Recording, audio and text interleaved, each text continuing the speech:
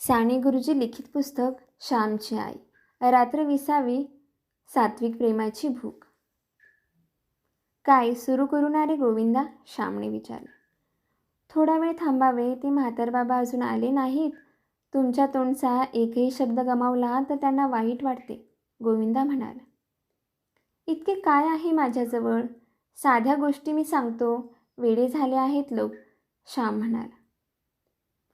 तुम्ही सांगता ते तुम्हाला चांगले वाटते म्हणून सांगता ना, का तुम्हालाही ते टाकावं वाटते? स्वतःला टाकावं वाटत असूनही जर सांगत असला तर तुम्ही ते पाप केले असे होईल, ती फसवणूक होईल. आपणास जे त्याज्य व अयोग्य वाटते ते आपणास लोकांना कसे बरं देता येईल, भिकाने विचारले.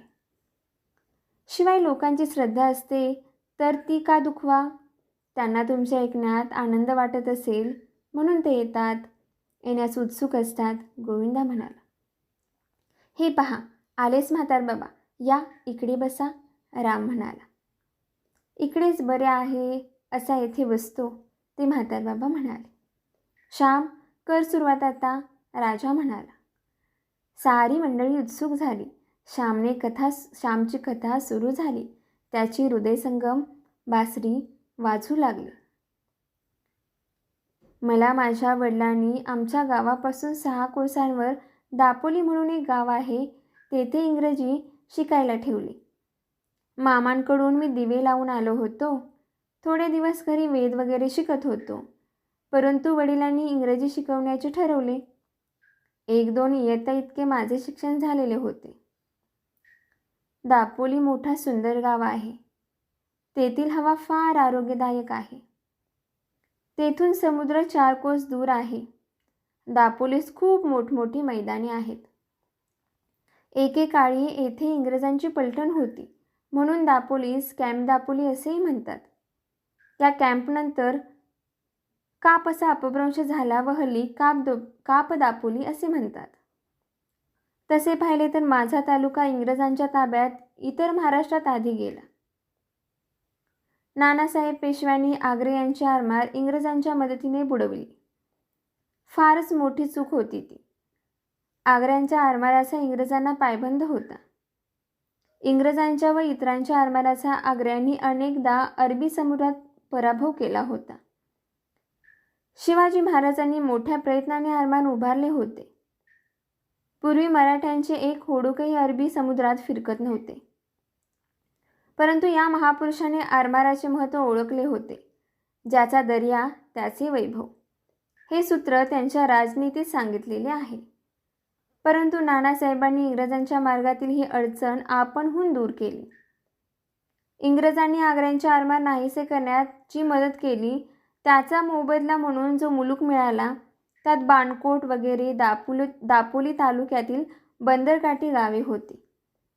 परंतु ह्याच तालुक्यातील गावचे मनसुबीची तलवार गाजवणारे नाना फडणवीस, ह्याच तालुक्यात स्वातंत्र्यासाठी आमरण झगडणारे, स्वराज्य हा माझा जन्मसिद्ध हक्क आहे आणि तो मी मिळवणारच, असे सांगणारे केसरी संपादक, गीता रहस्याचे करते लोकमान्य टिळक यांचा गाव. त्याचप्रमाणे सामाजिक गुलामगिरीविरुद्ध बंड उभारणारे, 3 मुली घेऊन हिंगण्यास आश्रम काढणारे, महिला विद्यापीठाचे संस्थापक कर्मवीर कर्वे हे याच तालुक्यातील. स्वाभिमानी विश्वनाथ नारायण मंडलिक व गणित विशारद रघुनाथ पुरुषोत्तम परांजपे ह्याच तालुक्यातील. दापोलीच्या आजूबाजूला जंगलही खूप आहे. सुरूचे दाट जंगल आहे. त्यातून वारा वाहू लागला म्हणजे समुद्राच्या गर्जनेसारखा आवाज कानांवर पडतो. काजूची झाडेही पुष्कळ आहेत. उन्हाळ्यात लाल, पिवळे, शेंद्री असे हे काजू झाडांवर हंड्या झुंबरासारखे डोलत असतात. दापोलीच्या आजूबाजूची गावे म्हणजे सृष्टी सौंदर्याची माहेरघरेच आहेत. दापोलीची इंग्रजी शाळा त्यावेळेस मिशनची होती. दापोलीचे छात्रालय एकेवेळी मुंबई इलाक्यात गाजले होते. मिशनची शाळा टेकडीवर होती. आजूबाजूला कलमी आंब्याची झाडे भरपूर होती. फारच रम्य दिसे शाळा. त्या शाळेत मी जाऊ लागलो. अभ्यास सुरू झाला.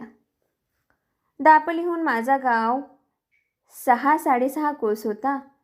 पायाचे मी एवढे चालून जाईन की नाही याचा मला आत्मविश्वास नव्हता. परंतु एक दिवस चालत गेलो व आत्मविश्वास आला. त्या वेळेपासून दर शनिवार रविवारी घरी जाऊ लागलो. शनिवारी दुपारचे 2 वाजता शाळा सुटली की मी घरी निघायचो व दिवे लागेपर्यंत घरी पोहोचायचो. रविवारचा दिवस घरी आईच्या प्रेममय सहवासात घालवायचा व सोमवारी पहाटेच उठून 10 वाजेपर्यंत पुन्हा दापोलीस शाळेत जायचे. एका शनिवारी मी असाच घरी जायला निघालो. त्या दिवशी मी जरा खिन्न व दुःखी होतो. जणू मला जगात कोणी नाही असे त्या दिवशी वाटत होते. माझ्या ठिकाणी लहानपणापासूनच ही वृत्ती आहे. कधी कधी मनात येते की खरोखर कोण आहे आपल्याला या जगात. हा विचार मनात घेऊन अनेकदा मी रडलो आहे. काही कारण असावे व एकदम डोळे भरून यावे, हृदय सद्गतीत व्हावे असे अनुभव मला आले आहेत. मी म्हणजे जणू एक बिंदू, कोणा झाडाचे पान, क्षणात वाळून जाणार, पडून जाणार असे विचार माझ्या मनात लहानपणापासून येत. लहानपणापासून सहानुभूती व प्रेम यांचा मी भुकेला होतो. जणू या 2 वस्तू शेकडो जन्मात मला मिळालेल्या नव्हत्या. शतजन्माचा जणू मी उपाशी होतो. मनुष्य अन्नाशिवाय जगू शकेल, पण प्रेमाशिवाय कसा जगू शकेल. प्रेम हे जीवनांचे जीवन आहे. जे प्रेम स्थिर आहे, भरपूर आहे, ते जीवनाच्या वृक्षाला पोचते.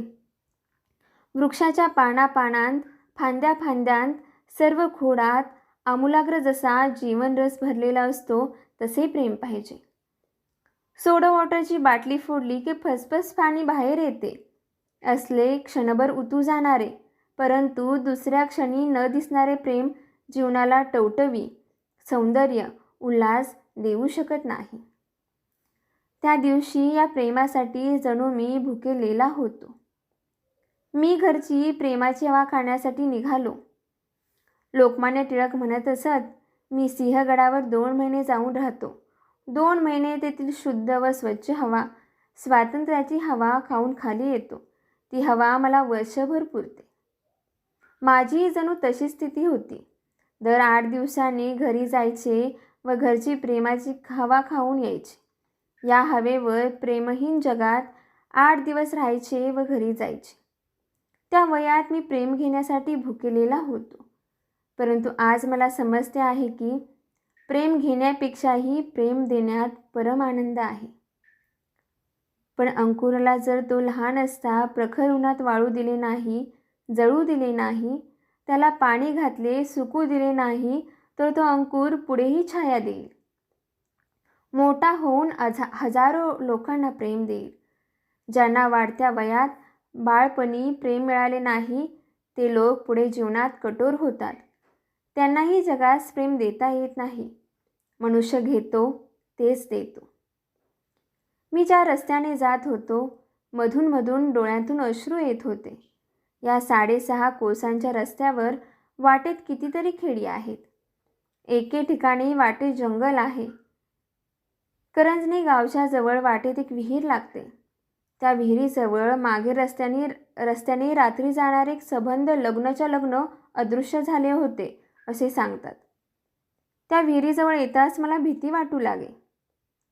मी राम राम म्हणू लागे व पळतच सुटे. जंगल आले म्हणजे वाटे या जंगलातून वाघबीग तर नाही ना येणार. मी त्यावेळेस 12-13 वर्षांचा होतो, फार मोठा नव्हतो. वाटेत मला तहान लागली म्हणून विहिरीत उतरून मी पाणी प्यालो. ही घोड विहीर होती, म्हणजे घोड्यांना आत उतरून जाता येईल अशा मोठमोठ्या पायऱ्या त्या विहिरीला बांधलेल्या होत्या. जणू बाजूने केलेला जिनाच. मी पाणी पिऊन निघालो. रात्र पडेल म्हणून झपझप पावले टाकीत चाललो. शेवटी एकदाचा मी घरी आलो. दिवे लागून गेले होते. धाकटा भाऊ श्लोक वगैरे म्हणत होता. आई चूल पेटवीत होती. आजी कोणाचा अंगारा मंत्रीत होती. कोणाला दृष्ट लागली तर त्या माझ्या आजीकडे अंगारा घेण्यासाठी लोक येत असत. ती आंब्याच्या पानावर थोडी राख घेई व मंत्र म्हणत आजी ती राख बोटाने चोळीत असे. मग ती राख नेऊन ज्याच्यावर दृष्ट पडली असेल त्याच्या कपाळाला लावायची. मी अंगणात दिसताच अण्णा आला, अण्णा आला असे धाकटे भाऊ आनंदाने जय जयकार करू लागले व मला बिलगले. मी घरात गेलो. आई म्हणाली, उशिरा का निघालास? जरा लवकर निघावे की नाही? बाहेर रात्र झाली. मी म्हणालो, माझ्याच्याने चालवतच नव्हते, जणू गळून गेल्यासारखे झाले होते. मग कशाला बरे पायी आलास? पुढे संक्रांतीस यायचे? आई म्हणाली. आई, मी तुला पाहण्यासाठी आलो. तू माझ्याकडे प्रेमाने पाहिलेस की मला शक्ती येते. ही शक्ती घेऊन मी परत जाईन. असे म्हणून मी आईला बिलगलो व रडू लागलो. आईलाही रडू आले व भावांनाही रडू आले. आईने आपले डोळे पुसले. तिने आपल्या पदराने माझेही डोळे पुसले. हे कडत पाणी घे व पाय धु. थांब, थोडे तेल लावते, मग वर कडत पाणी घे.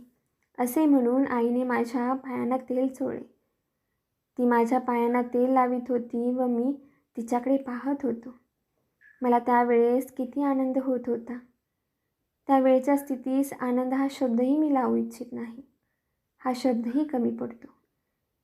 ही स्थिती पवित्र होती.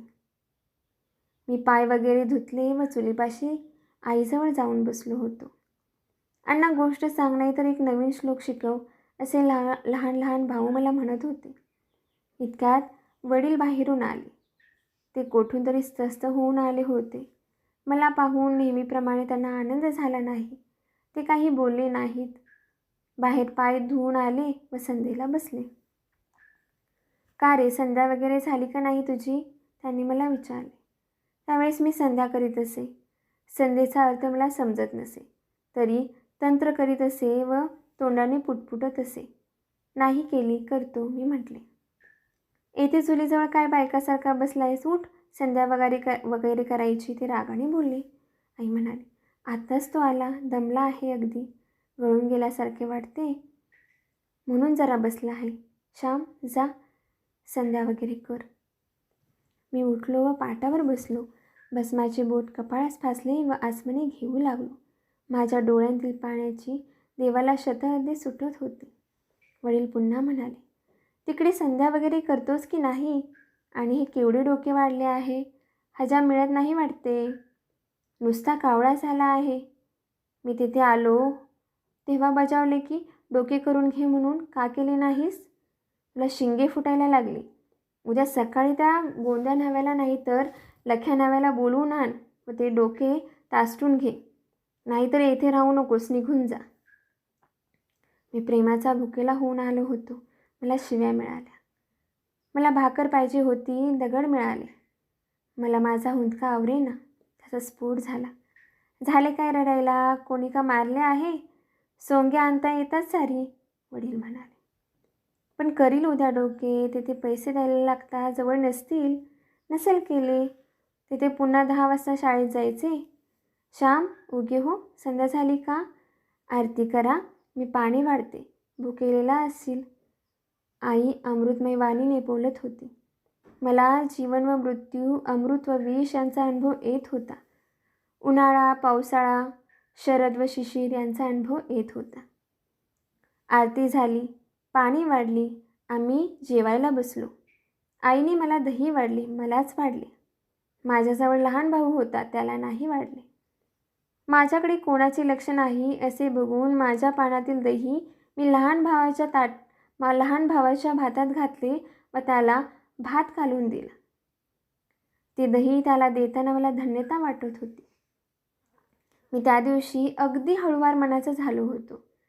त्यावेळेस माझ्या शरीरास कोठेही बोट लावले असते तर चटकन पाणी बाहेर आले असते. जणू अश्रुमय मी बनलो होतो. आसवांची मूर्ती झालो होतो.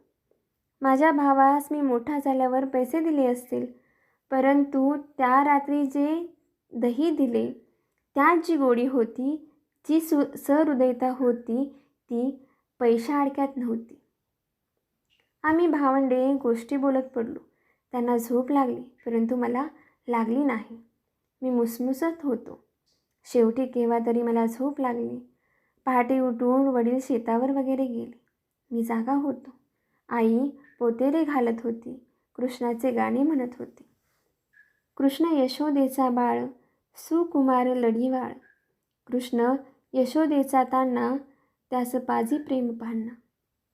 कृष्ण बाळ मेघश्याम यशोदेचे प्राशी प्रेम. मी गाणे ऐकत होतो. माझ्या आईचे नाव यशोदा व माझे नाव श्याम. आई मला प्रेम पाजित होती व मला प्रेम पान्हा पाजत होती. मी उठलो व आईला जाऊन मिठी मारली. आई, तू मला कुशीत घेऊन येजो. तुझी चौघडी घाल. चल मला नेजो. थोडे वेळ थोपट. राहू दे पोते रे. मुलापुढे आईचे काय चालणार. मी जणू त्यावेळेस कुकुले बाळ झालो होतो. आईजवळ मी निजलो. आईने मला थोपटले. ओव्या म्हटल्या. पहाटेची वेळ दूर कोंबडा आरवे. परी बाळा झोपी जावे लहान तू. पहाटेच्या वेळी वाजू लागती रहाट. बाळ तुरे पाळण्यात झोप घेई. पहाटेची वेळ काका करी तो कावळा. झोपे परी माझ्या बाळा उठू नको. पहाटेची वेळ कामाची आहे घाई. बाळा तू झोप घेई आई म्हणे. मी ओव्या ऐकता ऐकता आईला म्हटले, आई, मी आपला निघून जातो. मी येथे राहत नाही. मी आलो तर भाऊ किती रागे भरले. ते घरी येण्याच्या आधी मला जाऊ दे. आई म्हणाली, असे नको श्याम करू. ते चांगले का. अरे, ते बोलले तरी त्यांच्या मनात का असते. बाहेर कोणी अपमान केला असेल त्यांचा. रागवलेले असतील म्हणून बोलले. आजकाल आपली स्थिती वाईट आहे. तुला कळत का नाही. त्यांचे मन निराश असते. त्यांचे बोलणे तू मनावर घेऊ नकोस. त्यांनी आजपर्यंत तुला वाढवले तर 2 शब्द बोलण्याचाही त्यांना अधिकार नाही का. इतकी वर्षे तुमच्यासाठी त्यांनी अपमान सोसले, खस्ता खाल्ल्या. तुम्हाला लहानाचे मोठे केले. तुमच्या विद्येसाठी कर्ज काढून स्वतः फाटकी धोतरे नेसून ते पैसे देतात. ते तू या 2 शब्दांमुळे विसरून का जावे. आणि डोके वाढले आहे म्हणून बोलले. जुन्या माणसांना ते बरे नाही वाटत. तुम्ही अजून लहान आहात म्हणून बोलले. उद्या मोठे झाला तर कोण बोलणार आहे आणि कोण ऐकणार आहे.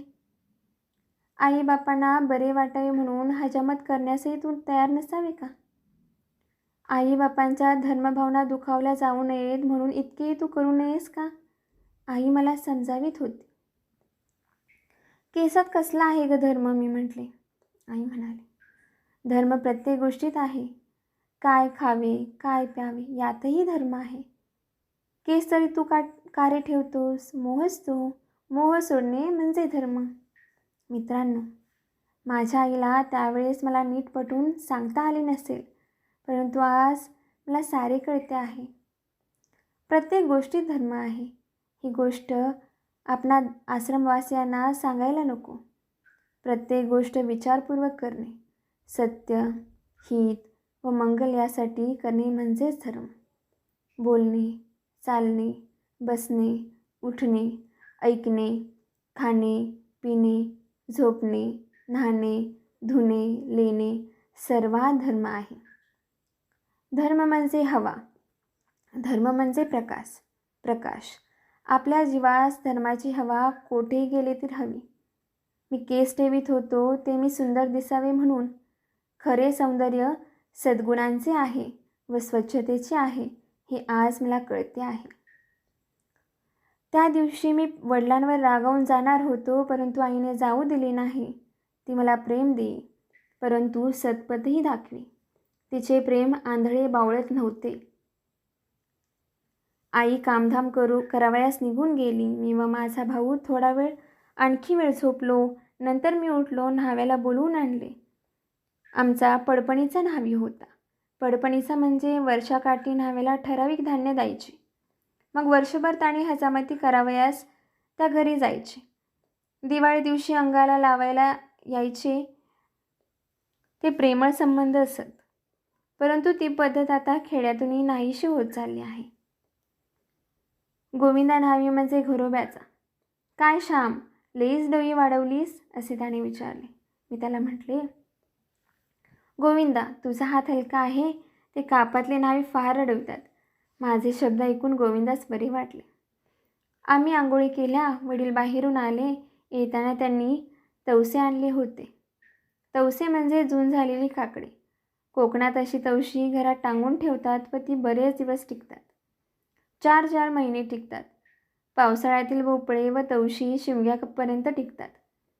शिमग्याचे ढोल वाजले म्हणजे ती टिकणार नाहीत अशी समजूत असते. वडील आईला म्हणाले, हे तवसे आणले आहे, पातोळे कर, श्यामला आवडतात. ही हळदीची पानेसुद्धा आणली आहेत. तुमच्या आंघोळी झाल्या वाटते. श्याम, चुलीखाली थोड्या घाल, मी पण आंघोळ करून देवळात जातो. आज आवर्तने करणार आहे. तुझ्यासाठी मी दर 15 दिवशी गणपतीवर एकादशी करीत असतो. वडिलांचे गोड शब्द ऐकून मी लाजलो व शरमलो. ते मला आदल्या दिवशी रात्री रागे भरले होते, परंतु किती त्यांचे प्रेम. माझे बरे व्हावे, भले व्हावे, माझा अभ्यास नीट चालावा म्हणून ते देवास आळवीत. मला पातोळे आवडत म्हणून बाहेर हिंडावयास जाऊन तवसे घेऊन आले. त्यांच्यावर रागावून मी जाणार होतो. मी रागाने पुन्हा दापोलीस निघून गेलो असे आल्यावर त्यांनी पाहिले असते तर त्यांची केवढी निराशा झाली असती. त्या प्रेमळ व थोर पितृहृदयास किती दुःख झाले असते. हीच का आपल्या मुलाची पितृभक्ती, हीच का कृतज्ञता, हेच का प्रेम, की 2 शब्दही त्या प्रेमाला व भक्तीला सहन होऊ नयेत. 2 शब्दांनीच ती मरून जावीत असे त्यांना वाटले असते. मी कृतज्ञतेने वडिलांकडे पाहिले. बाहेरच्या चुलीत पाणी तापवावे म्हणून वाळलेला पातेरा वगैरे घालून विस्तू पेटवला. घरात जाऊन त्यांनी शेतावरून फुले वगैरे आणली होती. त्यांतील जास्वंदीच्या फुलांची देखे वगैरे काढली. निरनिराळ्या रंगाची, निरनिराळ्या प्रकाराची फुले ताटात निरनिराळी मांडून ठेवली. तुळशी, दुर्वा, बेल ठेवून दिला. पूजेला चिमूटभर तांदूळ ठेवले. पूजेची सारी तयारी करून ठेवली. कोरांटकीची फुले गुलाबी रंगाची फारच नाजूक दिसत होती. गोकर्ण व गुलाब यांची होती. तीर्थोटलीत नैवेद्यास दूध ठेवले. भस्माची पडगुली पाटाजवळ ठेवून दिली. वडिलांच्या पूजेची तयारी करून मी आईला मदत करू लागलो. काकडी चिरली व ती किसली. हळदीची पाने पुसली. कोळिष्टक वगैरे पाहिले. पातोळे लिंपण्यासही मी लागलो. मला अगदी पातळ लिंपता येत असे. तांदूळाचे पीठ काकडीच्या खिसात मिसळतात, त्यात गूळ घालतात व मग हे पीठ हळदीच्या पानावर पसरायचे. निम्म्या पानावर पातळ पसरायचे, निम्मे पान त्यावर झाकून घालायचे. वाफेवर हे उकडायचे. उकडल्यावर पान सुटते व पातोळा तयार होतो. वडिलांची घरची पूजा संपत आली. मग चुलीजवळ जाऊन सणकाडीने निरांजन लावून त्यांना नेऊन दिले. ते उगीच आकाड्या वापरीत नसत. पूजा करून वडील देवळास गेले. मी एक नारळ फोडला. पातोळ्याजवळ बोलू काय, पातोळ्या कशाबरोबर खायच्या? कोकणात तूप कमी. गरिबांच्या घरी ताकाच्या थेंबानेच अन्नशुद्धी करून घेतात. कोकणात तुपाची उणीव नारळाने भरून काढतात. ओला नारळ खावयाचा, मग तो खोवलेला नारळ थोडे कडक पाणी व थोडे मीठ घालून चांगला कुस्करायचा. नंतर तो पिळून त्याचा रस काढायचा. हा नारळाचा रस, त्याला आंगरस म्हणतात. तो फारच खमंग व उत्कृष्ट लागतो. त्या आंगरसाबरोबर पातोळे, मोदक, खांडवी वगैरे पक्वाने कोकणात खातात. मी चांगला घट्ट आंगरस काढला. जेवणाची तयारी झाली. वडील आले. आनंदाने जेवणे झाली. त्या दिवशी मला फारच आनंद होत होता. श्यामला वाढ ग, आणखी पातोळा, माझा म्हणून एक वाढ, वडील आईला म्हणाले. माझ्या आईप्रमाणे तेही प्रेमळ होते. त्यांनी शारीरिक शिक्षा आम्हाला कधीही केली नाही. 10 उठाबशा काढ, अंगणातले गवत बेनून टाक, त्या झाडाला 4 कळशा पाणी आणून घाल, देवांना 10 नमस्कार, अशा प्रकारच्या त्यांच्या शिक्षा असत. एखाद्या वेळेस रागाने बोलत, परंतु मारीत नसत. आमची जेवणे झाल्यावर आई जेवायला बसली. मी आईजवळ गोष्टी बोलत बसलो होतो. इतक्यात सर्वात लहान 5-6 वर्षांचा भाऊ आईजवळ आला व म्हणाला, आई जाऊ? कुठे रे बाबुले, आम्ही म्हटले. आईला आहे माहिती, जाऊ का, त्याने विचारले. आई म्हणाली, जा, पण ते श्लोकबीक म्हणत नको बसू. हसत सदानंद निघून गेला. धाकट्या भावाचे नाव सदानंद होते. वडील त्याला त्याच नावाने हाक मारीत. आम्ही त्याला बाबुल्या म्हणत असू. मी आई विचारले. आई, करंदीकरांच्या झोपाळ्यावर का बसायला गेला? आई म्हणाली, नाही रे, त्याला परसाकडे जायचे आहे. सावट आहे तो. परसाकडच्या वेळी परवानगी घ्यायला येतो. एरवी कुठे बाहेर जायच्या वेळेस नाही विचारायचा. लबाड कुठला. आणि ते ठाकोलीवर बसून मोठ्याने श्लोक म्हणत बसतो वेडगळ. मला हसू आले. बोलता बोलता आई म्हणाली, श्याम, तू आज गेला असतास त्यांना किती वाईट वाटले असते. त्यांना अन्न गोड लागली नसते. घास नसता गिळवला. एखाद्या वेळेस त्यांना उचकी लागली किंवा हातातला घास खाली ताटात पडला तर म्हणतात, कोणी आठवण काढली, गजूने की श्यामने. त्यांचे तुमच्यावर किती प्रेम आहे श्याम. अरे, मी अशी आजारी. मी नाही हो फार दिवस जगायचे. आता एकटे त्यांना सोडवून मला जावे लागेल. त्यांना भाऊ बहिणी कोणी पुशीत नाही. गरिबाला कोण. तुम्ही मुलगे तुमच्याकडे पाहूनच ते जगतात. तुमचेच त्यांना सुख. असे म्हणता म्हणता आईचा गळा दाटून आला. पुन्हा म्हणाले, श्याम, ते नेहमी म्हणतात की असतील बाळ तर फेडतील काळ, नाही तर होतील काळ.